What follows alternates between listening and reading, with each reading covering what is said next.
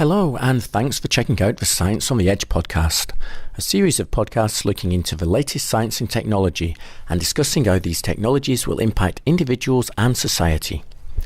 I'll start by telling you a little bit about myself. My name is Dr. Mark Darcy. I hold a PhD in molecular genetics and cellular pathology. In my PhD, I focused on exploring how a multifunctional enzyme known as transglutaminase 2 is involved in the formation of a variety of forms of cancer, and how this rather complex enzyme can in some cases help cancers to develop resistance to a number of chemotherapeutic drugs. Quite an interesting subject. I do advise you to take a look at transglutaminase 2. There's a lot of information out there on the internet. I also hold a BSc in biomedical science and an MSc in DNA analysis. Currently, I lecture in biotechnology and in biomedical science, from foundation right through to master's level. Now, with that out of the way, let's talk about the podcasts. The general purpose of this series of podcasts is to explore what's going on at the edge, or more accurately, the fuzzy borders of current biomedical and general science. I'll be discussing the kind of science and technology that is just now reaching maturity and beginning to impact our lives. The topics that I will cover, both on my own and from time to time with the help of researchers in the relevant areas, will include, but certainly won't be restricted to, areas as diverse as aging and longevity. Here I will specifically talk about our new breakthroughs in the area of longevity may in the very near future lead to a huge increase in average human lifespan. This may sound a little bit like science fiction, but it's happening right now. I'll talk about senescence, how and why cells age in the body, and how new developments in biomedicine may be used to potentially slow down this process. I'll take a look into the controversial area of supplements, and will do my best to try to disentangle the science from the pseudoscience. And believe me, there is a lot of pseudoscience out there. With that in mind, I'm sure many of you have wondered which dietary supplements can actually help with increasing your health and reduce your susceptibility to disease, and which are just hyped up nonsense. Well, the good news is that a small number of the supplements that are out there do actually have health benefits. Although, make no mistake, there really is at the moment a great deal of misunderstanding, both in the supplements industry and in the media, regarding which supplements are good for you and which are really just nothing more than elaborate methods for producing expensive urine. It's a point of fact that many of the overpriced pills that are out there simply work their way right through you and out the other end an hour or two after taking them, leaving you with little to show for the experience but a reduced bank balance. Sometimes quite a reduced bank balance. These supplements are not cheap. I'll talk about lifestyle. What can you do in your day-to-day life to reduce the general wear and tear to your cells and tissues in an effort to stave off a build-up of damage to your body? Damage that eventually results in the accumulation of the symptoms associated with aging and sooner or later, death. You may be truly surprised at the large number of quick and easy things you can do in your day-to-day life to improve your health and to decrease your disease susceptibility. I'll talk about the burgeoning area of cybernetics. Here I'll be discussing what might happen to humans as the technology that we are developing continues to imprint itself in our lives and eventually becomes intertwined with our bodies. For that matter, will we even be truly human anymore when this inevitable next human leap takes place? I'll talk about a whole host of other topics as well. Topics as diverse as consciousness, cryonics, and artificial intelligence. So hopefully there will be a little something in these podcasts to keep you entertained and, more importantly, to get you thinking. So now for the podcast. In this episode, I will be discussing the controversial area of stem cells. I'll be talking about what stem cells are, the significance of stem cells in development and in embryology, the increasing number of uses of stem cells in medicine, and the many ethical issues of using human animal stem cells. Specifically, I'll be discussing exactly what stem cells are. There's a lot of misinformation out there, so I'll try to clarify this. I'll talk about the significance of stem cells in differentiation and embryology. For example, all of the cells in our body, the liver, the brain, the heart, they all arise from stem cells through a process of differentiation, a very natural process that I will discuss. I will also talk about the increasing number of medical uses for stem cells. Now, a lot of these medical uses have not made it to the clinic and the hospitals yet, but they will do very soon. There's a lot of developments going on out there in various research institutions throughout the world that show great promise, both in healing neurodegenerative diseases, heart disease, fixing livers and kidneys, all the way through to curing diabetes. These technologies really do hold a huge amount of promise. I'll also be discussing the ethical issues of stem cell research. There are a number of ethical issues, and even though I have my own views, I will discuss some of the opposing views and let you think for yourselves. So what are stem cells? What exactly are they? Well, we all arise from stem cells. When an egg and a sperm, known as gametes, fuse together, what is formed is known as a zygote. A zygote is a single cell, known as a totipotent stem cell. This cell is totipotent because it has total potential. It has the potential to give rise to an entire human being. Through a process of division and differentiation, the cells that arise from a zygote can form liver, brain, heart, skin, bone, an entire human being. So how did we discover stem cells? Well, there's a bit of a hint in the name, stem cells. We discovered stem cells in the stems of plants, hence the name. So yes, we have stem cells, animals, but so do plants. Plants are always growing, so stem cells are needed to make new shoots and roots throughout their lives. Stem cells are found in the cambium of plants.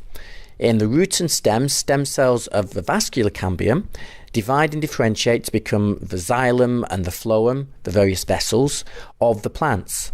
The vascular cambium forms rings inside the root and the shoots. Cells then divide and grow out of the ring, and they then differentiate as they move away from the cambium into different types of tissues, such as leaf, root, etc.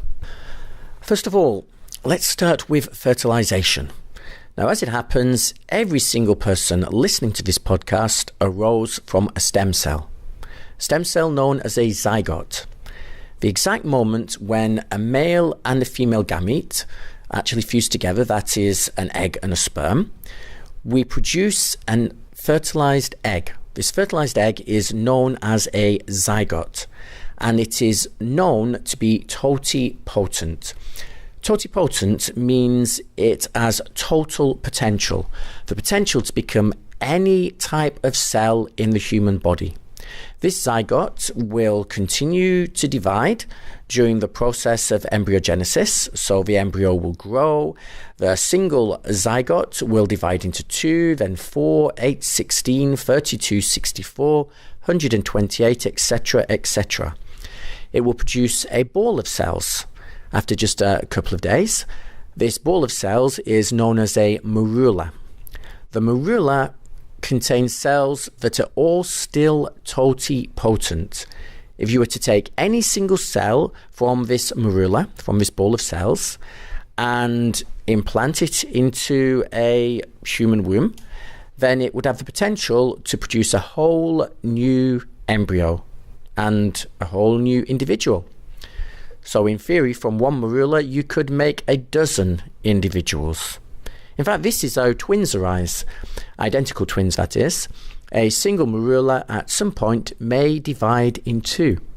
If it does divide in 2, you create 2 identical clones, which we call twins. If it divides into 3, we produce triplets or quads, etc., etc. After a few days and a few rounds of division, the morula becomes what we call a blastocyst. Now, a blastocyst is not totipotent. Remember, each cell of the morula is totipotent. It has total potential. Each cell has the potential to create an entire individual. Now, once you get to this blastocyst stage after a few days, what's happened is the cells have segregated themselves into 2 populations. There's an outer ring of cells, which will give rise to the placenta. The placenta, as I'm sure you know, connects the the growing fetus to the mother so that nutrients and waste can pass from the baby to the mother. Together with this outer ring of cells, there is an inner cell mass. The inner cell mass, these cells give rise to the entire embryo, to every type of tissue, bone, brain, skin, everything except for the placenta. Once these two populations of cells are formed from the morula, giving rise to what we call the blastocyst, further differentiation occurs. This differentiation primarily occurs in the inner cell mass. The cells of the inner cell mass will start to divide into more and more specific forms of cell. So the inner cell mass initially is known to be pluripotent. Pluripotent is different than totipotent. Remember, totipotent means the cell can make any type of tissue, including a placenta, whereas the inner cell mass, it's pluripotent, which means that it can give rise to any type of tissue except the placenta. The cells of the inner cell mass of the blastocyst begin a further process of differentiation. So initially you have one population of cells in the inner cell mass that has a potential to give rise to every type of tissue except for the placenta. However, after just a few days, 4 to 5 days, the inner cell mass begins to differentiate further. So the cells start to divide into 3 populations of cells. These are known as the ectoderm, the mesoderm, and the endoderm. This process of differentiation occurs by certain genes being switched on or off in the 3 populations of cells. The ectodermal population will eventually give rise to the brain, the spinal cord, nerve cells, hair, skin, teeth, sensory cells of the eyes, ears and nose, and the pigment cells. The mesodermal population of cells will give rise to the muscles, the blood vessels, connective tissues, and the heart, whilst the endodermal cells population will give rise to the gut, the pancreas, the stomach, the liver, lungs, bladder, and the germ cells, so eggs or sperm, depending on whether the individual is male or female. These 3 populations of stem cells are no longer pluripotent. They're known as multipotent. Remember that totipotent is a cell that can give rise to any type of tissue, including a placenta. So this is the cells, for example, of the morula. Whereas the inner cell mass is pluripotent. Those cells can give rise to any type of tissue except the placenta. Whilst these multipotent cells, the endodermal cells, mesodermal and endodermal, they can only give rise to certain type of tissues, more than one type of tissue. So they are not what we call unipotent. Unipotent would mean that they can only make one type of cell. They are multipotent. When we talk about stem cells, we generally place them into 2 categories. Embryonic stem cells, that is stem cells obtained from an embryo, and adult stem cells, also known as somatic stem cells. These are stem cells which are actually taken from adult tissue. Now, as you can probably guess, if they're taken from adult tissue, then they are not going to be totipotent, they are not going to be pluripotent, they are at best multipotent, and in some cases unipotent. So they're less flexible. There's less you can do with an adult stem cell than with an embryonal stem cell, which is why embryonal stem cells are used so much in research. Other types of stem cells exist, such as induced pluripotent stem cells. These are produced in the laboratory by reprogramming adult stem cells so that they act a little bit like embryonal stem cells. Now, this is quite a difficult process to do, and we can't yet produce every type of adult cell from an induced pluripotent stem cell. We are learning how to do this gradually, but at the moment we're not so good at it. We can make some types of cells, we can induce some types of cells to be produced from these adult stem cells, but not that many. All stem cells have a few characteristics in common. They can self-renew, first of all, so that means they can make copies of themselves, and they also have the ability to differentiate. That means they can produce more specialist types of cells. So what may occur in, say, your liver, maybe there's some damage to the liver and some cells die. As a result, these cells need to be replaced. A liver stem cell, therefore, may divide in two. When it divides in two, the initial cell remains a stem cell, but the daughter cell then begins to differentiate to become a liver cell to replace the lost cell. So I've already mentioned that these embryonal stem cells arise in human embryos. But how do we get them? How do we actually gain access to these embryonal stem cells? And how do we then treat diseases using these cells? Well, I will talk about how we obtain these stem cells shortly, but first let's just list a few of the diseases that hold the potential to be treated and even cured using stem cell research. So first of all, stroke. A stroke arises from damage to the brain. Regions of the brain will die. Cells within that region will die, usually due to a restricted blood flow or to restricted oxygen flow to parts of the brain. Once these cells are dead, the human brain has very little ability to replace these cells. We can, however, potentially replace these cells using stem cells, inducing them to differentiate to form new brain cells. The same could potentially be done for the heart. If you have a heart attack, again, part of the heart dies. When part of the heart dies, those cells are gone, and we have a limited ability to replace them. Using stem cell therapies, however, we could potentially replace damaged cells in the heart or even grow a whole new heart. Many other diseases have the potential to be treated using stem cell therapies if you can just induce those stem cells to become a specific type of cell that's needed in the body. We could, for example, repair damaged spinal cords by producing new neurons in the spine. We could potentially improve the speed by which wounds heal, particularly in the elderly. We could treat diseases as varied as Alzheimer's and Parkinson's, to even such supposedly mild conditions as baldness. But also a few more serious conditions such as blindness, deafness, multiple sclerosis, diabetes, muscular dystrophy, Crohn's disease. The list really is almost endless. So where exactly do we obtain these embryonal stem cells in order to do the research that leads to all these potential cures for diseases? Well, obviously we take the embryonal stem cells from embryos. But where do we get the embryos from? Now, luckily, there is a very good source of embryos that are not needed.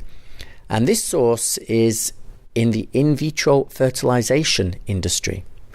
Now, for those of you who don't know about in vitro fertilization, it's a process by which a couple who are unable to have children, they get their children through an artificial procedure involving taking the egg from the mother, sperm from the father, putting them together in a petri dish, not a test tube as many people say, but a petri dish.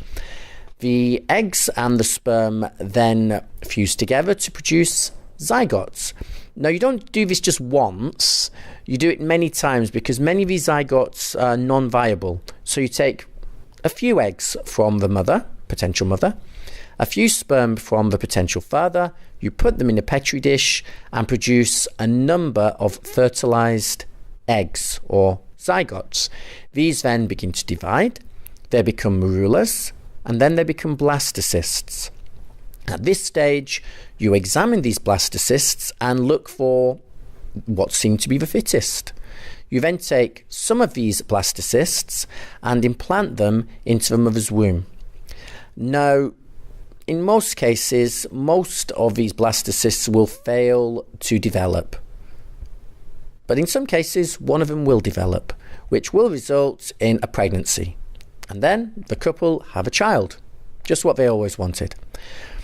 In some cases, actually, they have multiple children because in vitro fertilization, there is obviously the potential for several of these blastocysts to actually implant, resulting in twins, triplets, quads, etc., etc. Now, this begs a question. If we're taking a few of these fertilized eggs, a few of these blastocysts, from the petri dish and implanting them in the potential mother. What happens to the rest? What happens to the rest of those blastocysts in the petri dish? Well, in the past, they were either incinerated or frozen. However, once the mother achieved pregnancy, there was no need for most of them. So even if they were stored, nothing was ever going to happen with them, which is when the stem cell research scientists get involved. So a law was passed quite a few years ago, allowing in certain cases these fertilized eggs, these blastocysts, which are not needed anymore by the parents, to be used in research. Now, there are very strict rules as to the use of these blastocysts. First of all, you can't use the whole blastocyst, just the inner cell mass. And second, you can only take a blastocyst that's a few days old. So before there is a formation of any kind of nervous system or brain. So what would occur is that the blastocyst would be taken and the inner cell mass would be removed from that blastocyst. So the cells from within the blastocyst would be removed and they would be placed on a petri dish and grown in cell culture. So basically grown in an incubator. These cells could then be induced to differentiate. So these cells have the potential to become all sorts of tissue. And depending on the environment that you put them in, some of these cells could become brain, skin, heart, whatever type of tissue you wish. Now this sounds simple. It's not actually that simple. You don't just put them in a petri dish and voila. What you need to do is add various growth factors and treat those cells just right to induce them to become the type of cell that you require. Once you've done that, once you've produced some types of cells that you need for your research, you can remove them from the rest of the population of cells and grow them independently to differentiate them further, perform experiments with them, potentially grow new organs, and to use for various medical therapies. Now, already scientists have successfully managed to take embryonic stem cells and induce them to differentiate into all sorts of tissues, and this potentially could lead to the development of treatments for many diseases. For example, we could replace lost and damaged portions of the liver, the heart, the brain, the eyes, many different types of tissues using these procedures. One relatively recent experiment, which really does illustrate quite well the huge potential for stem cell therapies, involved the use of mouse embryonal stem cells and a mouse heart. It went as follows. A mouse heart was taken and stripped of all living cells. So every cell was removed from this heart. No myocardium cells, no endocardium cells, no epicardium cells remained, just a scaffold. This scaffold was made up of various proteins such as collagen, but no living cells were present. Then mouse embryonal stem cells were taken and they were placed on this scaffold together with various growth factors and cell culture media. The cells were then allowed to grow and to divide, so they were incubated at body temperature. The cells soon began to grow and divide and spread over the scaffold of the heart. After a little while, they started to differentiate. Now, what's interesting is that the cells at parts of the heart where muscle should be differentiated into myocardial cells, so muscle of the heart. Cells that found themselves where a valve should be became valve cells. Cells present in the outer part of the heart where epicardium should have been became epicardial cells. Basically, each cell realized from its location, the proteins that were present, what type of cell it should differentiate to. So these stem cells spread, they differentiated, they covered the entire of the heart, inside and outside, and then after a period of time, spontaneously, the heart began to beat. So in effect, an entire mouse heart had been created almost from scratch, just using a scaffold and some embryonal stem cells. This shows the real potential for these stem cell therapies. If you can grow a mouse heart, you can grow a human heart. And we do have a big shortage of donors for transplantation. So making an artificial heart that works would be a great achievement. Another disease that could potentially be treated using stem cells is Parkinson's disease. Parkinson's disease affects millions of people and results in the gradual degeneration of the brain and eventually death. The disease is particularly common in the elderly, but it can affect younger people. For example, the 1980s celebrity Michael J. Fox suffers from the condition, and he developed that condition at a relatively young age. So, Parkinson's disease, what actually causes it? Well, there are cells in the brain, cells contained in a structure known as the substantia nigra, and these cells produce dopamine. Dopamine is essential for the normal functioning of the brain, for normal cognition. In Parkinson's sufferers, these cells gradually begin to die. They degenerate and they die. And as they die, less dopamine is produced in the brain, which causes the onset of the symptoms, and eventually, when the dopamine levels drop below a certain amount, death. So where do stem cells come in? Well, if we could take embryonal stem cells and get them to differentiate into dopamine-producing cells, then these cells could be transplanted into a patient, a Parkinson's sufferer, and if all goes well, they would produce dopamine and the symptoms of the disease would quickly be alleviated. No more Parkinson's disease. So this could save many lives and certainly make the lives of the elderly much more enjoyable. So embryonic stem cells are very useful and have huge potential. However, as stated previously, they're not the only form of stem cells. We also have adult stem cells. Now, adult stem cells, also known as somatic stem cells, are far more specialized than embryonic stem cells. These stem cells can generate different cell types, but they're a bit more specific, usually specific to the tissue or the organ that they are found in. For example, a type of stem cell known as hematopoietic stem cell is found in the bone marrow and is used to produce the blood cells, the white blood cells, the red blood cells, and the platelets. These blood-forming stem cells, however, don't produce liver, lung, brain, or other tissues. They just produce very specific types of cells. They are therefore multipotent. Some tissues and organs within the body contain small caches of specific stem cells that are able to create just a limited number of cells. So, for example, in your liver, you have certain stem cells which can replace damaged liver cells. The same is true in your skin and in other parts of your body, such as your gut. These tissue-specific stem cells are found throughout your body, but in very small numbers. They are hard to isolate from the body, and they're also hard to grow in culture, but this has been done successfully. One thing I should say is that as you age, the number of stem cells that are found in your body declines, and the health and vitality of these stem cells is reduced. So the best stem cells are from the young. Although we are learning how to produce new stem cells in adult tissues, even in aged tissues, but this process is still in its early days and it's not quite there yet. One stem cell therapy which makes use of adult stem cells has been successfully used to treat blindness caused by damage to the cornea. So in this case, an individual had damage to one cornea and therefore was blind in that eye, but the other eye was perfectly healthy, the cornea was undamaged. The process goes as follows.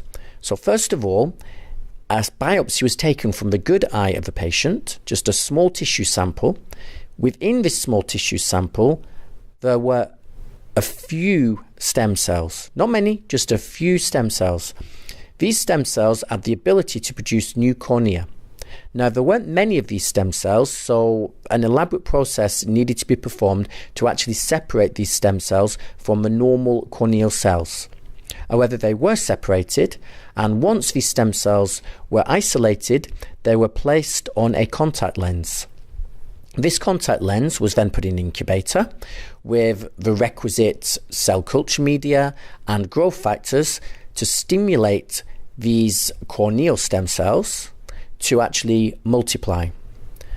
After about 10 days, the entire contact lens was covered in these stem cells, all of which were able to create corneal cells. This contact lens was then transferred onto the damaged eye of the patient. So the contact lens was placed in the eye of the patient, and it was left there for about 3 weeks. During those 3 weeks, the stem cells began to produce new corneal cells. These new corneal cells then migrated to the damaged part of the cornea and repaired the eye.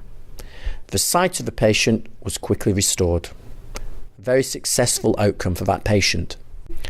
So using that therapy, we've actually successfully treated partial blindness. This should illustrate quite well the potential of these stem cell therapies. And this is just using stem cells that just have a limited potential for differentiation. The technology is improving, however, and we're learning how to use stem cells in a much more varied number of ways to treat a number of different conditions.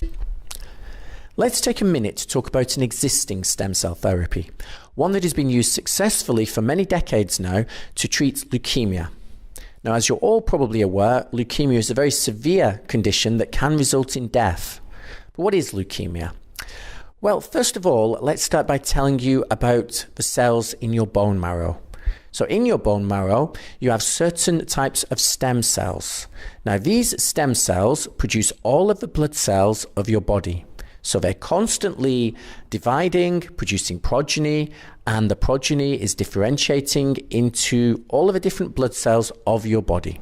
So essential for life.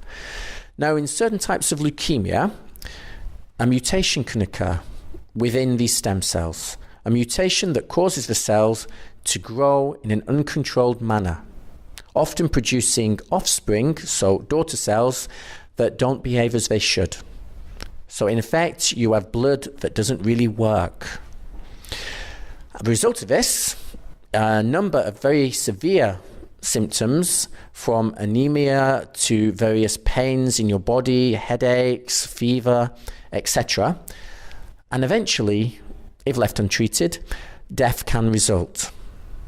So many people die from this very severe condition every year. How do we treat it? Well, there's a number of treatments currently available. One of the most successful is a stem cell therapy. In this therapy, we start by removing the bone marrow, which contains the stem cells, remember, from the patient. We destroy it. We do this using chemotherapy. Once the stem cells have been totally removed from the patient, we then replace these stem cells with stem cells taken from the bone marrow of a donor, a suitable donor. If all goes well, these stem cells will establish themselves in the patient, start to grow, start to divide, and produce healthy blood. The symptoms will then quickly go away of this condition, of leukemia, and the patient will become healthy and hopefully live a long and healthy life afterwards. So far, so good.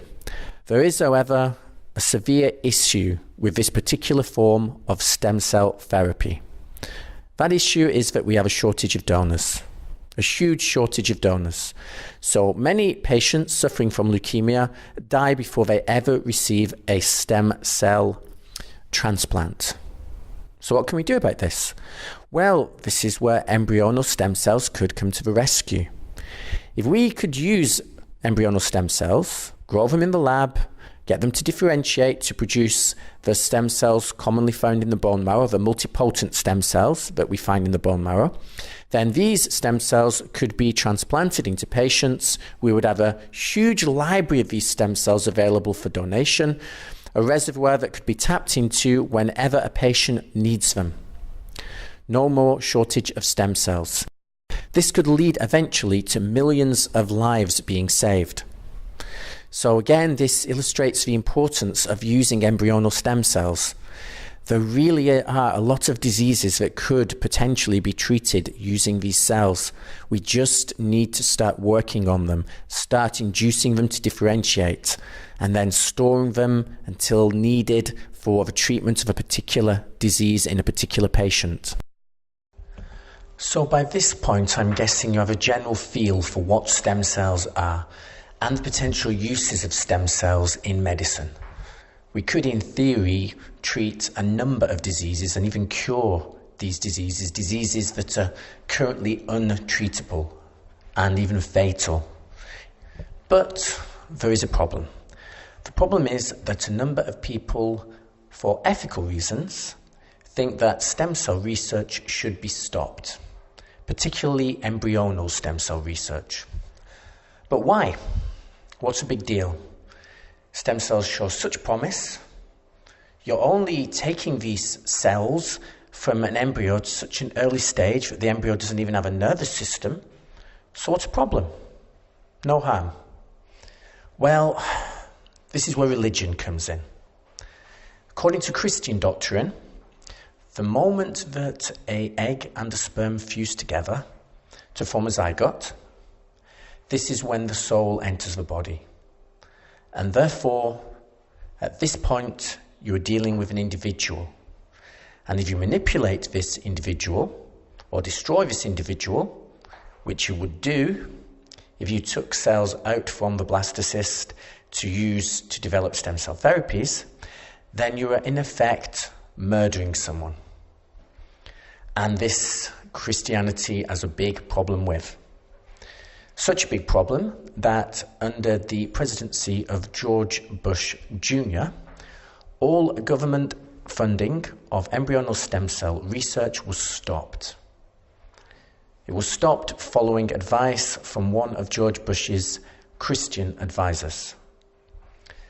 Now, luckily, under the term of Obama, funding was reinstated and embryonal stem cell research continued in the US. And in fact, even during George Bush's term as presidency, embryonal stem cell research did continue outside of the US. For example, in the United Kingdom, it moved forward quite a long way. However, due to the large number of research institutes in the US that no longer received funding for stem cell research during George Bush's term as president, we are quite far behind where we would otherwise be in terms of developing new therapies. Interestingly, in the Muslim community, stem cell research was not banned. According to Islam, there is no problem with working with a stem cell as long as that stem cell is taken from an embryo before 30 days, as all embryonal stem cells are. The reasoning behind this is that according to Islamic doctrine, the soul only enters the body 30 days after fertilization, and therefore no problem. This shows you that religion can have a huge impact on science and on research.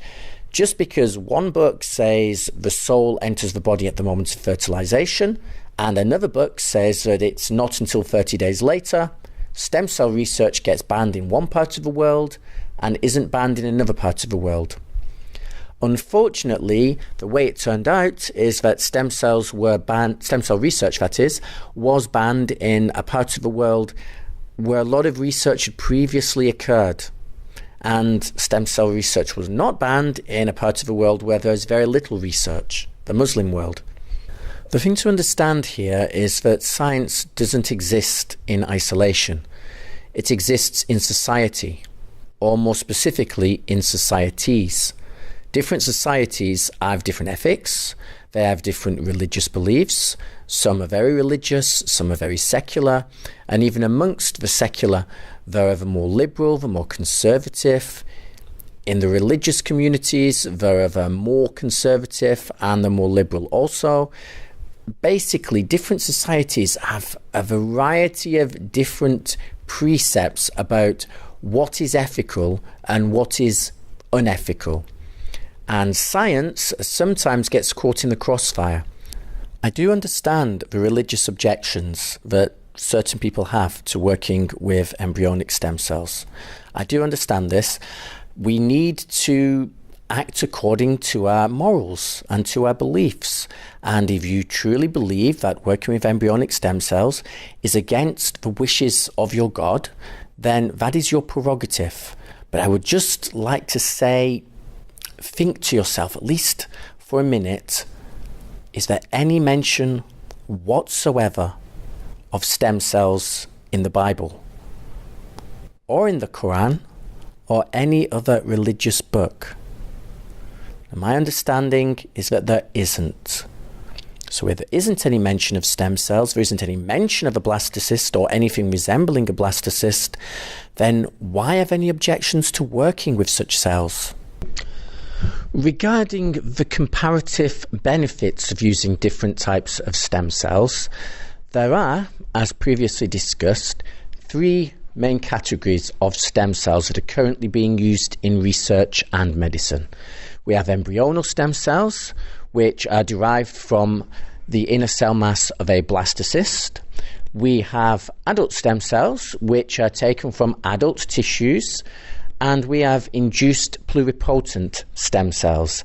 These are cells which are derived from normal tissues, such as the skin or the heart or the liver, and they regressed back to a stem cell state and then differentiated to become whatever type of tissue you require.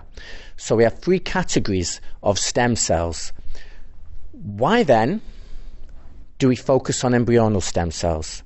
Well, we focus on embryonal stem cells because they have the greatest plasticity. That means that they have the greatest potential right now to differentiate into different types of tissue. They are pluripotent, which means if you add the right chemicals, the right compounds to the cells in culture, you can induce them to become any type of tissue you require. They're very flexible, very useful. Once these tissues have been generated, they can be transplanted into a patient and used to treat diseases. When it comes to adult stem cells, they're not pluripotent. At best, they're multipotent, which means they have a limited ability to differentiate. You can only get certain types of cells from multipotent adult stem cells. So they're less flexible, they're less plastic. Induced pluripotent stem cells, they're taken from already differentiated tissues. So you start off with something like a skin cell, a fibroblast, and you roll it back in time, as it were. You turn it into a stem cell, and then you differentiate it into whatever type of tissue you require. So you make a pluripotent stem cell from an adult stem cell. So that's the three categories of stem cells that we're working with at the moment. Now, ethically, the only issues we seem to have are when working with embryonal stem cells, due to the fact that they're taken from an embryo, and that embryo needs to be destroyed to produce such cells. So if there is an ethical issue with using embryonal stem cells, then why not work with the adult stem cells or with the induced pluripotent stem cells? Well, adult stem cells, as already stated, have a limited plasticity, a limited flexibility, so they're not so great to work with. But induced pluripotent stem cells, however, they have a great potential. You could, in theory, make any type of tissue from them. And this is a key thing, if you actually took the initial adult cells from the patient that you want to treat, and then having produced the stem cells and differentiated them, the finished result goes back into the patient, say a new heart, new liver, new kidney, new cornea, then there would be no risk of rejection because these cells are from that patient. The immune system would not react to these cells when they're transplanted. With embryonal stem cells, however, there would potentially be a scenario where the immune system of the patient rejects these cells because they're not originally from that individual. So adult stem cells, well, not quite so good. Embryonal stem cells, very good, but there's a risk of rejection.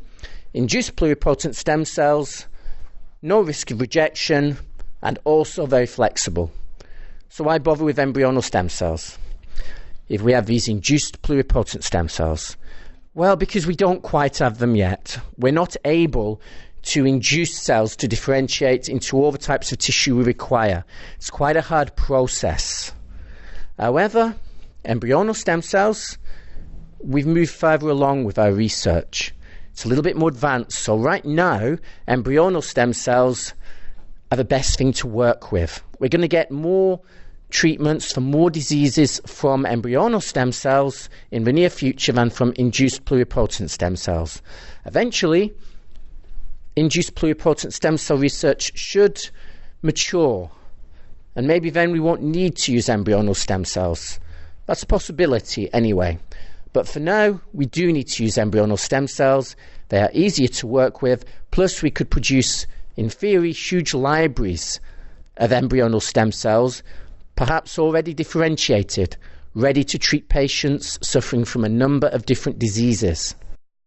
We need to work with all the different forms of stem cell: embryonic stem cells, adult stem cells, and induced pluripotent stem cells, if we are to treat many of the life-threatening diseases that currently plague the world.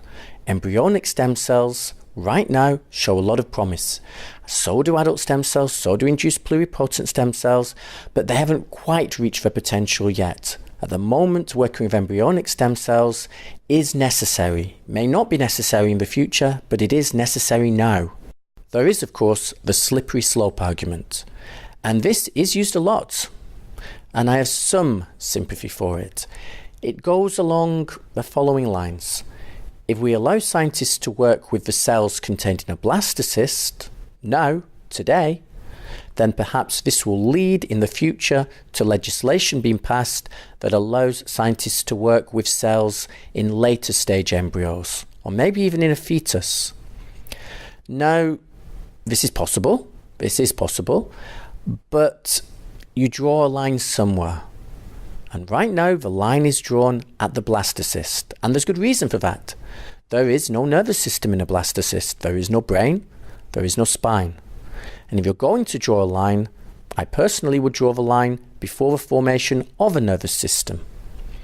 Now, I should say that even when a nervous system is formed at the early stage, the nervous system is no different than that of a tadpole or an amphibian. It is only later, during pregnancy, that the embryo develops a fully functioning nervous system that resembles anything like an adult human. So, yes, I understand the arguments that the slippery slope crowd do push forward. Perhaps we would move along gradually, starting off working with blastocysts and then working with later stage embryos that do have some sort of nervous system. And then who knows, eventually maybe we would start experimenting on babies. But I doubt it. I really do doubt it. If we were discussing taking an embryo at a later stage, an embryo that had developed and was on its way to becoming a full human being, a creature that basically has a nervous system and perhaps has some level of consciousness, if we were talking about taking this creature and destroying it to save lives, then there would be more of a debate to be had, because now we are destroying one life to save another. Although, again, it depends on the stage of development. You see, the world is not little boxes with objects in them and a separation between the boxes. The world is more fluid, more fuzzy. There is a gradual development from the fertilized zygote to the embryo and the fetus, the baby and the adult. And there is no point, no single moment where you could say before then, this was just some cells. Afterwards, this is an intelligent, developed organism that can feel and think and deserves protection. There's no single point. However, despite there not being a single point, what we can say is that in the early stages of embryonal development, when there is no brain and there is no nervous system, this organism is not conscious. It cannot feel pain. It cannot feel anything. So personally, I believe that taking cells at this stage and working with them to treat diseases is no bad thing. In fact, it might be one of the best things we've done in medicine in the last century. My stance is basically as follows. I don't believe that there is any harm in working with stem cells to treat disease, to perform research, to improve human lives. Stem cells are cells. They are not consciously aware creatures. Embryos at the stage that we take these stem cells from, at the blastocyst stage, which is when a embryo is just a few days old, none of the cells in that blastocyst have got any awareness. There is no brain. There is no nervous system. There is nothing to hurt or harm. So to take these cells, the inner cell mass of a blastocyst, and to differentiate them into organs and tissues that can save lives, I think is a good thing. I want you to imagine a scenario. It's 30 years from now, and stem cell research has reached its fruition. All these possibilities we're talking about now have actually happened. We can grow new organs, we can grow new tissues, we can repair existing tissues perfectly using stem cells. So an individual, maybe he's 70 years old. He started to lose his cognition. His memory is going. He feels weak most of the time. He feels tired most of the time. He has pains all around his body. Niggling pains here, niggling pains there. He's not a happy man. He's not able to work. Now, he has two choices available to him at this point. One, he can let his body continue to fail. He can go to a nursing home, can gradually forget even his own name as he fades away to nothing. Or, if his health insurance covers it, there's no reason to think that health insurance wouldn't cover such things in the future, he chooses to go to a clinic. Perhaps he has to stay there for a few weeks. Whilst at that clinic, new organs are grown for him using stem cells. And some of the organs and tissues that are repairable within his body are repaired using stem cells and a variety of other technologies. At the end of his time in the clinic, he's revitalized. He leaves strong, vibrant. His memory is back, his cognition has returned, and he can get on with his life. He can go back to work, he can enjoy his social time, and he can continue for another 30 years and enjoy his life. Wouldn't we all want that? Maybe we wouldn't. But you know what? If you don't want that, that's fine. You don't have to take the treatment. It will not be compulsory, I'm sure. But it'd be nice to have the option. We can choose to give up on life and let ourselves fade away when we're bored of life. When we're not bored of life, why not continue? At the moment, we have no choice.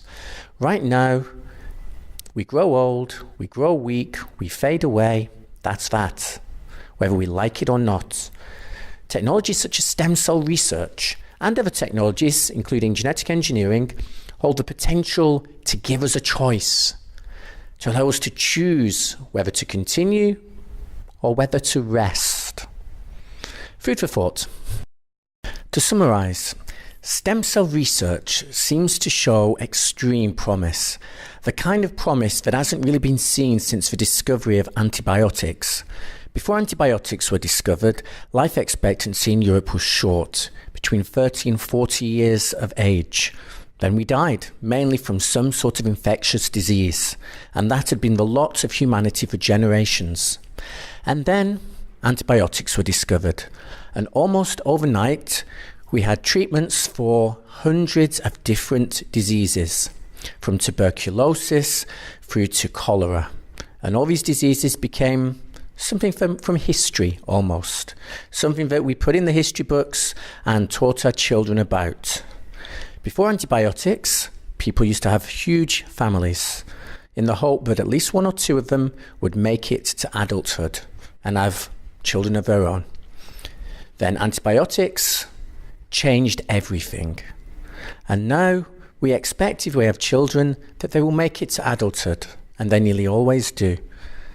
They will grow up healthy and strong and have children of their own.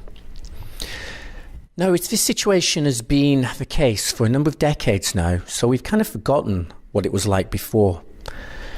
We think that things are stable, things don't really change, not that drastically, not that quickly. Which is why when people talk about stem cells and the potential to perhaps double lifespan, triple lifespan, really add decades and decades to the average lifespan, when people talk about this, people think, well, it's just science fiction, isn't it? Things like that don't happen. Well, it's happened before, and stem cells could cause it to happen again. When these technologies that are being investigated right now in labs throughout the world reach fruition, the world could change totally. And my opinion is that we should not hold that back. I know it's natural for conservatives to resist change and for liberals to push forward. But the problem is, by resisting this kind of change, we're allowing people to die. We're allowing suffering to continue when it needn't. So, in conclusion, I'd just like to say that stem cell research is here. Whether people like it or not, it's going to happen. It's going to move forward. Let's embrace it. If we do, it will happen even quicker. And all these diseases which we may suffer from ourselves may actually have cures by the time we get them. Thank you very much. If you would like any more information regarding stem cells or about any of the other topics covered by these podcasts, then visit scienceontheedge.com. Here you'll see a number of resources and some links to related resources. You can also drop me a message, comments at scienceontheedge.com, or contact me via Twitter at Mark of the D. That's at Mark, MarkOfthe, capital D. Thank you for listening and have a great day.